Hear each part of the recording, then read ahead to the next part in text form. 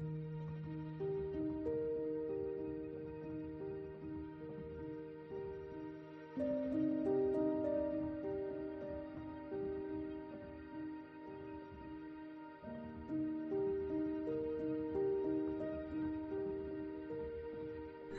Viewers, welcome to all on my YouTube channel. Welcome करती हूँ आप सबका अनदर मेन स्टडी ब्लॉग में। ये है एग्ज़ाम, मेरे एस्टेट के एग्ज़ाम से पहले का जो 2 दिन था मेरा, उसको मैंने कैसे फॉलो किया और इसका ब्लॉग मैं अपलोड नहीं कर पाई थी, तो उसी का ये ब्लॉग अभी एग्ज़ाम के बाद अपलोड कर रही हूँ। और आज के ब्लॉग में मैं एग्ज़ाम का जो रिव्यू है वो भी आप सभी के साथ शेयर करूँगी कि पेपर कैसे आए, पेपर का पैटर्न क्या था, क्वेश्चंस कहाँ से आए थे, किस टॉपिक में कितने क्वेश्चंस आए थे, ताकि जो लोग इन फ्यूचर एस्टेट पेपर 2 देना चाहते हैं तो उनके लिए हेल्प हो सके। तो इसी को सोच के आज का मैं ये ब्लॉग बना रही हूँ। और तो जो भी लोग हमारे चैनल को अभी तक सब्सक्राइब ना किए, kindly requested to all of you, please subscribe my channel and bell icon को दबाना ना भूलें।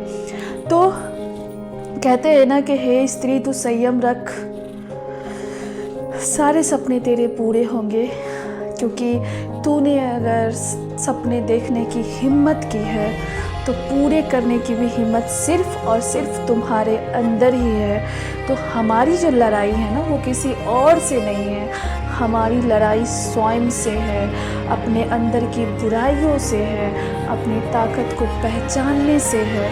तो इसी मोटिवेशंस के साथ आज मैं अपने ब्लॉग को स्टार्ट कर रही हूँ। तो हे फ्रेंड्स, अभी तक में जो भी मेरी जर्नी रही उसमें मेरा डेली का जो वर्कअप टाइम था वो मेरा 4 AM to 5 AM के बीच था। और I am a housewife cum aspirant. हमारी जो लाइफ है नॉट सो ईज़ी बट नामुमकिन भी नहीं है, क्योंकि अगर लाइफ में आपके लाइफ में चैलेंजेस हैं तो आप खुद को और चेंज कर सकते हो, आप खुद को और बेहतर कर सकते हो, खुद को निखार सकते हो। तो इन्हीं मोटिवेशंस के साथ मैं अपनी जर्नी जो हूँ उसको स्टार्ट की रखी हूँ और अपना स्टडी जर्नी जो है आप सभी के साथ साझा करती हूँ।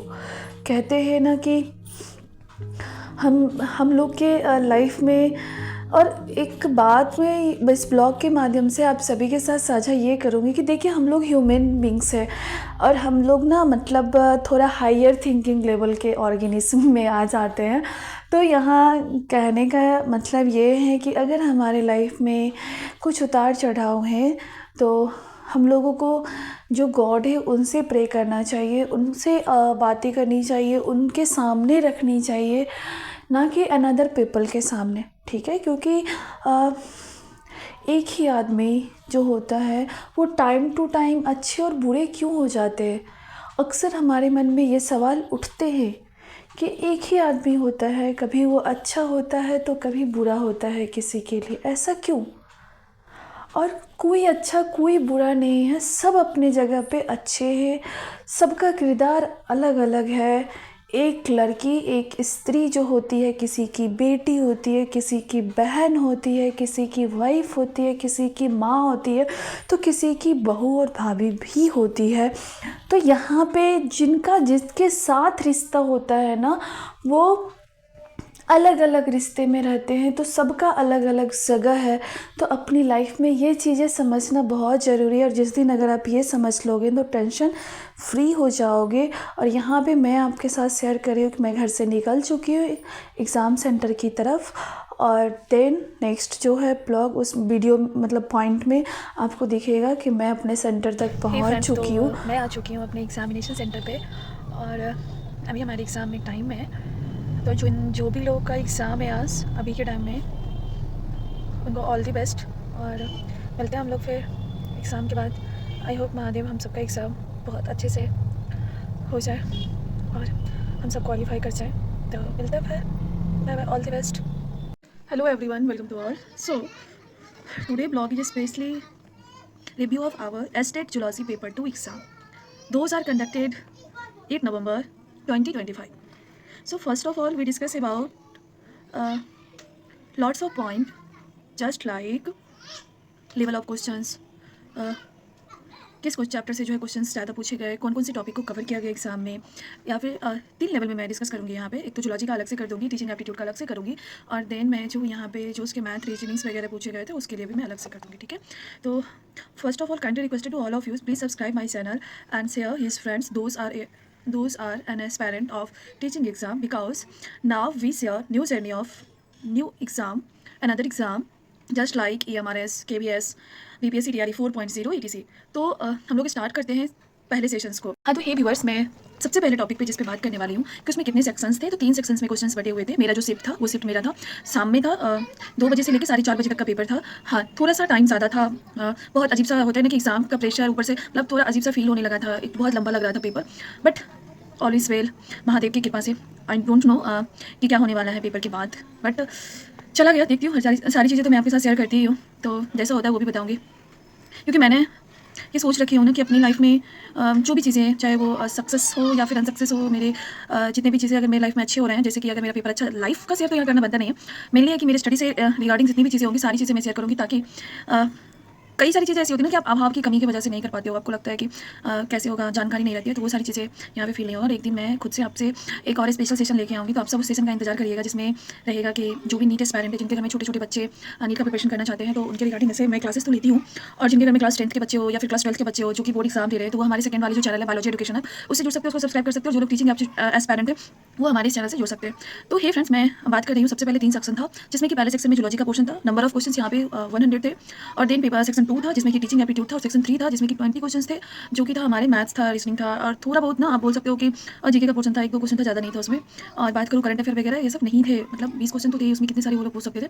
तो देन अब मैं डिस्कस कर रही हूँ कि मैं ना पहले आपको टीचिंग एप्टीट्यूड इसको डिस्कस कर लेते हैं, उसके बाद तो देखिए हमारे में जो मॉडल होता है रिसर्च मॉडल, वो भी पूछे गए थे, जैसे कि 5E मॉडल है, क्ले है, उसके बाद ये सारी चीज़ें के बारे में। फिर हमारे सिलेबस से, कैरिकुलम से भी क्वेश्चन मुझे पूछे गए थे। और देन एक बहुत ही खूबसूरत क्वेश्चन लगा था, जिसको मैं डिस्कस करना जरूर चाहूँगी, कि सपोज पूछा गया था कि एक टीचर जो है अपने क्लासरूम में बच्चे को पढ़ा रहा है घर्षण के बारे में, और हम लोग पढ़ते हैं ना आगमन विधि में, के पहले एग्जाम्पल देते हैं और फिर हम लोग जो होते हैं नियम पे जाते हैं। तो वही था वहाँ पे कि उन्होंने कई सारे एग्जाम्पल्स को दिए थे, तो जो उन्होंने एग्जाम्पल दिए, तो उस एग्जाम्पल में तो उन्होंने वहाँ पे जो एग्जाम्पल्स दिए थे, वो एग्जाम्पल जो फ्रिक्शन था उससे रिलेटेड था, और कुछ एग्जाम्पल जो थे फ्रिक्शन को फुलफिल नहीं करते थे।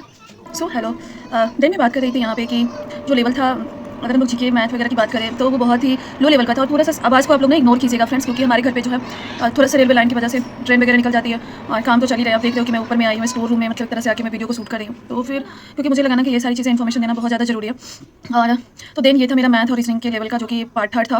पार्ट 2 की बात करूँ तो मैं पहले बता चुकी हूँ कि जो कैरिकुलम था उससे क्वेश्चन थे। एक क्वेश्चन था कि एक टीचर है ना, उसको अगर उसका कोई फ्रेंड भी टीचर है, तो वो कैसे सुझाव दे सकता है, उसके साथ कैसे रह सकता है। तो कई सारे ऑप्शन थे, मुझे याद नहीं, मगर वहाँ पे बताया जा रहा था कि आप सहयोग कर सकते हो अपने फ्रेंड्स को प्रभावी शिक्षण के लिए, या फिर आप उससे भी प्रभावित हो सकते हो, ऐसा कुछ ऑप्शन था। देन हम लोग इसमें बात करते हैं कि एक पूछा गया था कि जो कैरिकुलम साइड था उसमें उसके डोमेन्स पूछे गए थे, इस तरीके से क्वेश्चन थे, और बाकी आपके साइकोलॉजी बेसिस थे, जो कि आप खुद से कर सकते। हाँ, एक व्हाइट बोर्ड का था कि व्हाइट बोर्ड जो होता है वो कैसा ऐड है, जैसे कि मान लीजिए विजुअल है या फिर ऑडियो ऐड है, ये सारी चीज़ें। तो उससे 4-5 क्वेश्चन हम आपके साथ डिस्कस कर लिए। देन हम लोग बात करते हैं जूलॉजी के पोर्शन के, तो zoology portion is not easy, because questions level are moderate to high level, approx 10 to 20 questions ask JRF level. I feel when I look the question. तो यहाँ पे यही बताओगे ना कि जो क्वेश्चंस वहाँ पे देखे थे ना, मुझे तो ऐसा लग ही रहा था कि क्वेश्चंस का लेवल थोड़ा सा था। ऐसा नहीं था कि सारे क्वेश्चंस आपको सी लेवल के पूछे गए थे। हाँ, जो लोग रिवीजन सही से किए होंगे, जिन लोगों का बेस अच्छा होगा, जिनका बायोलॉजी पे थोड़ा सा भी पकड़ होगा, तो उनका अच्छा ही गया होगा।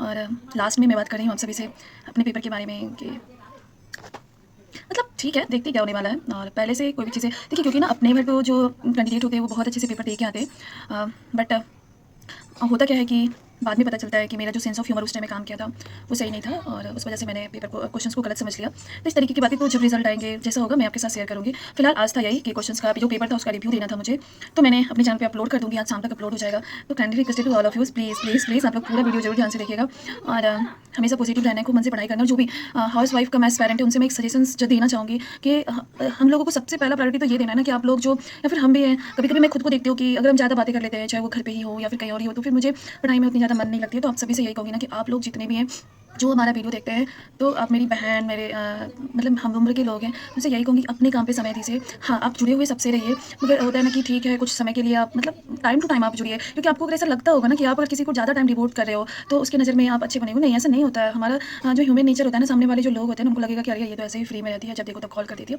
तो ऐसा नहीं करना है। आप अपने परिवार को देखो, खुद को देखो, अपने करियर को देखो, क्योंकि आपको अपने करियर में अपने बच्चों के लिए, अपने परिवार वालों के लिए, अपने हस्बैंड के लिए, अपने मम्मी पापा के लिए और अनदर जो मम्मी पापा हमारे होते हैं जो कि बहुत मतलब लकली मिलते हैं और मुझे भी मिले हैं, तो फिर उनके लिए जियो यार। मतलब क्या है, क्यों टाइम वेस्ट करना, क्यों इधर उधर टाइम करना। आपकी फैमिली आपकी है, आप उनके अपने हो, ठीक है। उनकी एक्सपेक्टेशंस आपको लगते होंगे कि बहुत ज़्यादा एक्सपेक्टेशंस कर रहे हैं, तो क्यों नहीं करेंगे, हम उनके बच्चे हैं ना। वो मेरे से नहीं करेंगे। सपोज आप अपने बच्चे से कितनी सारी उम्मीदें पाल रखे हो, तो वो भी तो हम लोगों से पाल के रखे होंगे ना, तो क्यों नहीं वो उम्मीद कर सकते हैं। आई होप ये चीज़ें आपको कड़वा लगेगा, बट मैं सब लोगों की मतलब पर्सनल मेरा है। अब आप लोगों को जैसा है, मानना हो माने, ना मानना हो ना माने। मैं यही कहूँगी कि अपनी फैमिली को संभाल के रखो। ऑलवेज लव ईच अदर, क्योंकि पुराने ज़माने में जैसे परिवार होते थे अब वैसे नहीं है। ये सिर्फ सोच का खेल है। मतलब पहले हम ही लोग का बचपन का दादा दादी चाचा चाची बुआ मम्मी पापा और मतलब 10-12 भाई बहन सब एक साथ हैं। मतलब वो परिवार बच्चे को कहाँ मिल रहे हैं। I will try to best ना। ओके, तो मिलते हैं फिर नेक्स्ट ब्लॉग में। Bye bye, take care, Har Har Mahadev. My health is not good, तो बाय बाय। बट कोई नहीं, ठीक है, सब ठीक है। तो ये फ्रेंड्स, मैंने अपनी जर्नी को साझा कर दी हूँ। तो अगर कोई ब्लॉग पसंद आता है तो please like share and subscribe करें। मिलते हैं फिर नेक्स्ट ब्लॉग में।